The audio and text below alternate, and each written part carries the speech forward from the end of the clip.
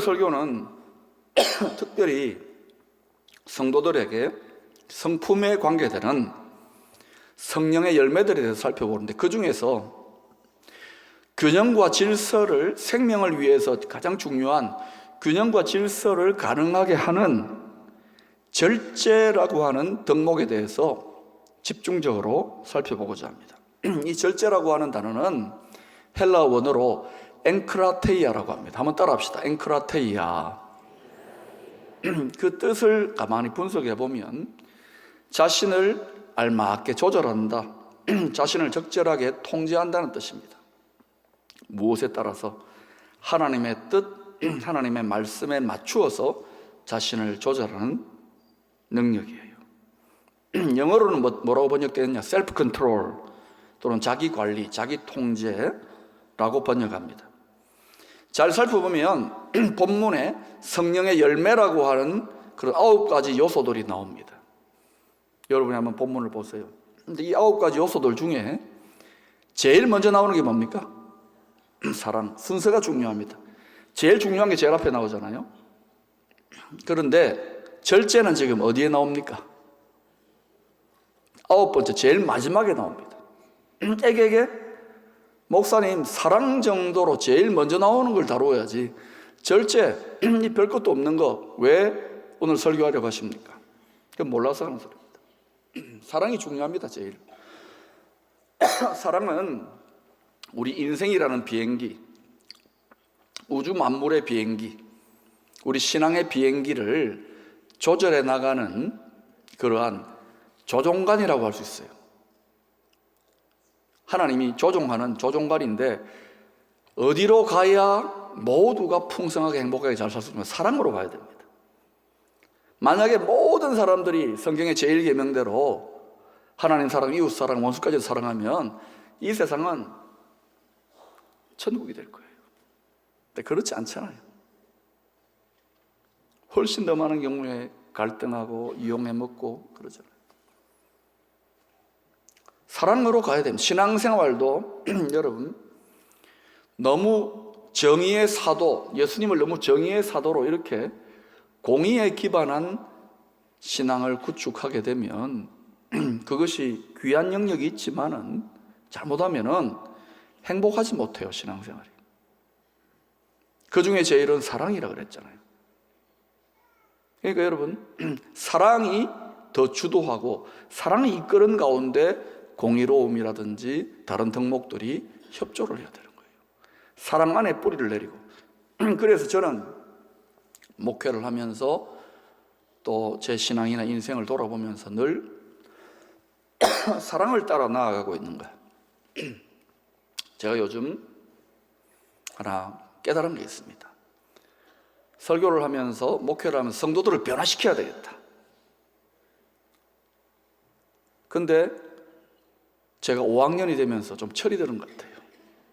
제 나이 때 보세요. 철이 들어요. 근데 이제는 뭐냐? 변화시키려고 열정적으로 설교하는 것도 중요하지만 성도들을 사랑하고 섬기는 목회, 사랑하고 섬기는 설교해야 되겠다. 여러분, 변화시키려고 그래 안 할 테니까 무장 해제하세요. 사랑이 변화시켜요, 결국은. 자, 그런데 여러분의 신앙이 사랑의 방향으로 나아가는지를 점검하시고, 아무리 이제 조절을 잘해도 이 비행기가 계속 날아가려면, 끝까지 잘 날아가려면, 목적지에 도착하려면은 모든 덕목들이 다 필요한데, 그 마지막에 절제는 위치가 어디 있느냐? 비행기의 꼬리 날개에 해당하는 거예요. 여러분, 비행기 꼬리 날개 없어도 잘 날 것 같잖아요. 천만에요. 꼬리 날개 없으면 비행기가 막 부들부들 떨다가 추락하기 십상입니다. 그러니까 절제 없으면은 나머지 앞에 9가지 덕목 귀하고 우세하더라도, 형님들이라도 절대 없으면 형님들 다 넘어지는 거예요. 조절장치입니다, 절제는. 이 절제라고 하는 열매는 믿음의 나무에 다른 열매들이 잘 맺히도록 가지치기를 해주는 그러한 덕목입니다. 가지치기. 여러분, 농사 지어 보신 분들 아실 거예요.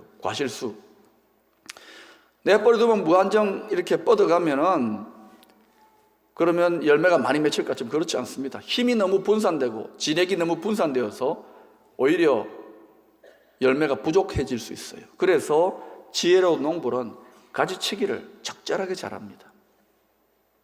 절제는 가지치기예요, 가지치기. 여러분이 효과적으로 여러분의 인생을 살아가려고 하면 가지치기를 잘해야 됩니다. 어린 시절, 젊은 시절일수록 이것도 해보고 싶고 저것도 해보고 싶고 그렇잖아요. 아이들 10대 청소년들한테 물어보면 니 뭐 되고 싶냐? 자고 일어나면 달라집니다. 예? 이것도 해보고 싶고 저것도 해보고 저것도 해보고 싶고 가지치기를 해줘야 돼요. 절제가 필요한 거예요. 욕심에 무성한 가지 잘라줘야 되는 거예요. 그런데 또 중요한 건 신앙생활에서 인생에서 중요한 건 균형 감각입니다. 제가 목회를 하면서 담임 목사로서 어떻게 하면 우리 교회가 균형 있게 발전해 나갈 수 있을까요?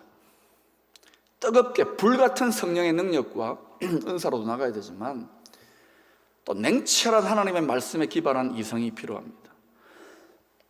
첨단과 현대와 세계를 향하여 문화적으로 열려 있어야 되지만 또 보수적이고 전통적이고 또 아름다운 역사들을 이어가야 되는 거예요. 이게 균형 잡기가 너무너무 예민한 겁니다. 상황이 달라지면서 달라지는 거예요. 불같이 잠도 못 자고 막 몰아쳐야 될 때가 있는가 하면은 여유 있게 좀 이렇게 천천히 가야 될 때가 있는 거예요. 그 전부 다 균형을 잡아주고 구조조정을 해주는 덕목이 뭐냐? 절제입니다. 그래서 여러분 너무 어린 시절 막 에너지가 펄펄 끓는 청춘 시절에는 이 절제가 힘듭니다. 그러나 나이가 점점 들어가면 이제 절제하게 되는 능력들이 나타나는 거예요. 절제가 중요합니다. 그래야 끝까지 갈 수 있어요. 이 절제의 반대에 해당하는 성품이 갈라디아서 5장 21절에 나옵니다. 방탕함입니다. 방탕함. 여러분 방탕함 하면은 딱 떠오르는 게 뭡니까? 남자보다는 방탕함 하면 딱 떠오르는 게 뭡니까? 두 가지인데요. 술, 여자. 여성분들에게는 술, 남자. 그리고 옷, 화장품. 실제 방탕함이라는 단어가 술과 성적인 타락을 연상시키는 단어와 연결됩니다. 방탕함은 육체의 욕망을 그 쾌락을 위해서 예사로 하나님이 정해놓으신 경계선을 넘어서 버리는 행위를 말합니다. 예를 들어서 부부는 서로 사랑하여 죽기까지 신의와 대의를 지켜라. 그런데 하나님이 이렇게 성경 말씀을 통해 말씀하셨는데 예사로 세상 사람들, 세상 문화들 남편이 여자친구 없으면 바보고 아내가 남자친구 없으면 바보다. 이게 세상 문화입니다. 예사로 경계선을 넘어요. 하나님의 경계선. 그게 방탕입니다. 세상에서는 인정되더라도 하나님의 기준으로는 방탕함이에요. 방탕함은 고삐 뿔린 야생마와 같은 통제불능의 욕망입니다. 술 한잔, 크리스찬들이 술 한잔 한다고 타락하거나 무너지는 건 아닙니다. 그러나 사람은 조절, 자기 통제, 자기 관리가 어렵습니다. 한 잔 되기 시작하면 옆에 있는 사람들이 어때요? 저 친구 교회 다니는데 술 마시네? 그 다음부터 부어라 마셔라. 아 그래? 오늘만 딱 2잔, 석 잔, 한 병, 10병 그러고 망가지는 거예요. 그래서 할 수 있으면 안 마시는 게 좋습니다. 또 한 잔 마셨다고 막 3박 4일 금식 기도하고 그럴 필요도 없어요. 그러나 절제가 필요한 거예요. 여러분, 사람이 자기 마음대로 살면은 자유를 누리고 건강하고 행복할 것 같습니까? 여러분 중에 내 신앙에 대한 선택의 여지가 없이 모태신앙이 돼가지고 어린 시절부터 엄마 뱃속부터 교회를 왔다 갔다 하신 분들, 믿음이 좀 상처를 받았거나 믿음이 제대로 자라나지 않으면 어떤 마음이, 어떤 심보가 솟아나냐면 교회 안 다니는 세상 친구들, 일요일날 놀러 다니고 뭐 토요일은 밤이 좋아하면 나이트클럽 춤추고 하는 친구들 보면 아 좋겠다. 너는 교회도 안 다니고. 혹시 그런 어리석은 생각하는 사람이 있습니까? 마음대로 살면 행복해질까요? 마음대로 살면 자유롭고 건강해질까요? 여러분의 자녀들을 여러분이 오늘 설교 은혜 받고 작심하고 어린 자녀들에게, 야, 앞으로 아빠가 10년 동안 한마디도 안 한다. 그냥 내버려 둘 테니까 네 마음대로 해라. 여기 통장에 이것도 있으니까, 카드 있으니까 네 마음대로 써라. 네 마음대로 해라. 그러면 여러분, 그 아이가 제대로 잘 자라날까요? 이상해질까요? 대답을 안 하시네. 하나님 아버지가 우리에게 성경 말씀을 가지고 이래라 저래라 하는 게 여러분 잔소리같이 들리면 안 됩니다. 우리의 행복과 건강과 참 자유를 주시고자. 부모님들이 자녀들에게 이런저런 잔소리하는 게 전부 다 무슨 소리입니까? 공부를 너무 많이 합니다. 몸이 상할까 봐. 그럼 야야 몸 상한다. 그만 좀 해라. 저는 그런 소리를 들었습니다. 그러나 그런 소리보다 더 많은 경우는 야 이놈아 공부 좀 해라. 텔레비 그만 봐라. 또 뭐예요? 뭐 게임 그만해라. 축구 그만 봐라. 네. 전부 다 뭐예요? 절제하라, 조절하라, 관리하라는 소리 아닙니까? 더 중요한 일을 위하여, 미래를 위하여, 사명을 위하여. 성경 말씀도 똑같아요. 그런데 자식들한테는 잔소리 많이 하면서 하나님이 하시는 말씀도 잔소리 취급하면 안 된다는 거예요. 자녀들은 지혜로워야 되는 거예요. 부모님들 하시는 말씀 중에는 진짜 잔소리도 있습니다. 그러나 대부분은 조절하라는 거예요. 조절하라. 잘 되기를 원하는 거예요. 여러분, 절제는 하나님이 우리의 행복과 건강을 위하여 설정해 두신 경계선, 하나님의 말씀의 법, 하나님의 말씀의 울타리 안에 머물도록 자신을 다스릴 수 있는 능력입니다. 하나님 말씀이 하지 마라 그러는데도 충동이 일어나요. 죄의 충동. 한번 해보면 어떨까? 주의를 지켜 거룩하게 하라. 그런데 한번 해보자. 한번 골프 치러 가고 등산 갔어요. 주일 빼먹고. 처음에는 막 심장이 두근두근 떨리고 벼락에도 치면 나한테 떨어질까 이런 두려움이 생깁니다. 근데 뭐 2번, 3번, 4번 하는데도 괜찮아. 아, 이 별거 아니네. 성경 별거 아니네. 예사로 범합니다. 이런 것들이 티끌모아 태산처럼 나중에 무너지는 거예요.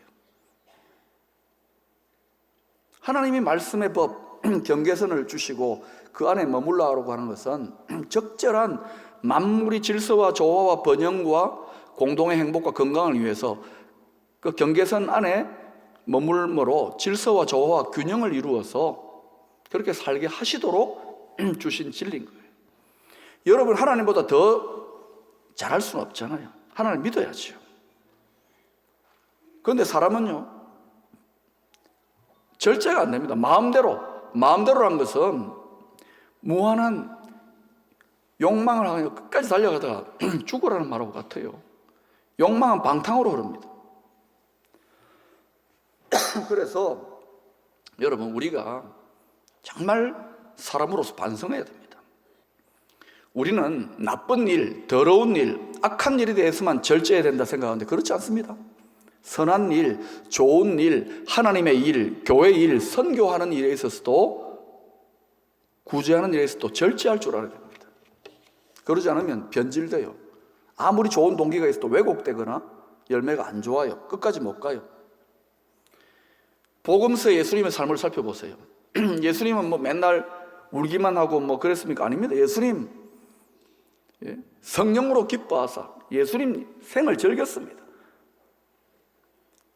죄인의 집에 들락날락거리면서 같이 밥 먹고 그랬어요. 오죽하면 원수들이 예수님을 보고 죄인의 친구다 그러잖아요. 별명을 붙여줬어요. 그러나 예수님이 무한정 방탕했습니까? 아닙니다. 예수님의 삶을 살펴보면 예수님은 자신이 인류의 구원을 위하여 십자가 지셔야 된다는 이 사명에 완전히 집중해가지고 모든 것을 고도로 절제하신 분입니다. 말 한마디, 숨 쉬는 것 하나, 시간, 에너지 전부 다 고도로 절제했어요. 그러니까 예수님 이토록 계속해서 열매를 맺는 이유는 절제 때문입니다.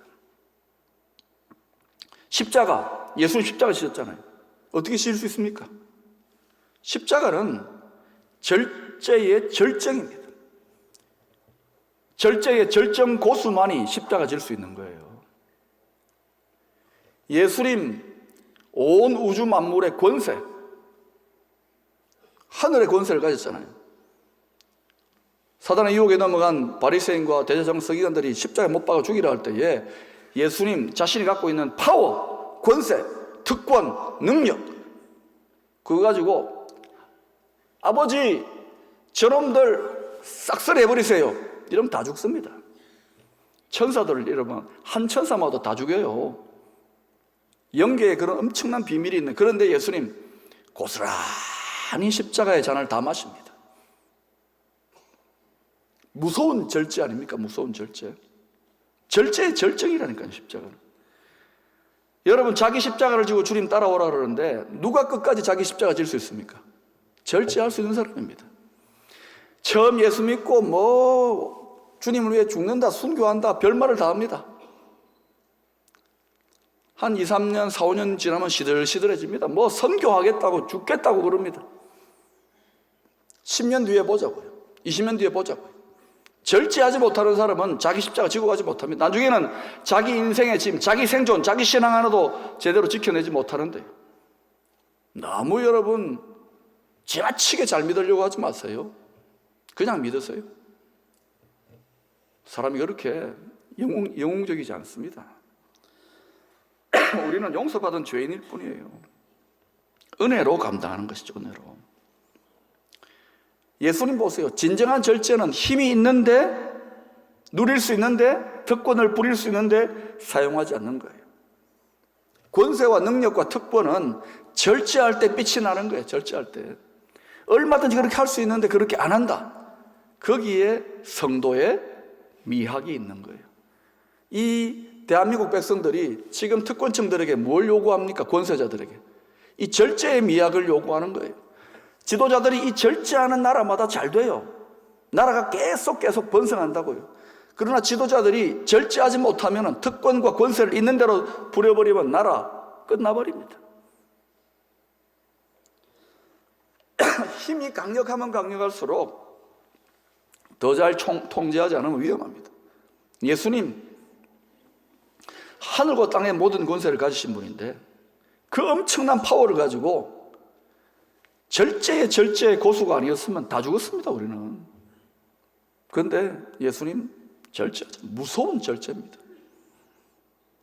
무술의 고수들, 뭐 태권도 합기도 한 7단, 8단 정도 되는 사람들, 이런 사람들은요 주먹을 함부로 휘두르지 않습니다. 왜? 한 방 때리면 죽어버리니까. 그러나 이제 겨우 뭐 청띠 따고 뭐 빨간띠 딴 이런 친구들이 조금 이제 기운이 뻗친다고 얍 이러다가 막 시커 더만 터지지요. 하수들이나 날뛰고 까부는 거예요. 신앙생활도요, 영적인 대가들은 조용합니다. 절제의 사람들입니다. 훈련의 사람들입니다. 왜 어떤 사람들은 얼토당토하는 이단 사이비에 넘어갈까요? 그건요, 자기 신념을 지나치게 낭비하는 겁니다. 성경 말씀의 진리, 객관적인 역사적인 성경 말씀의 진리를 가지고 절제하지 못하는 거예요. 그러니까 너무 잘해주는 거야.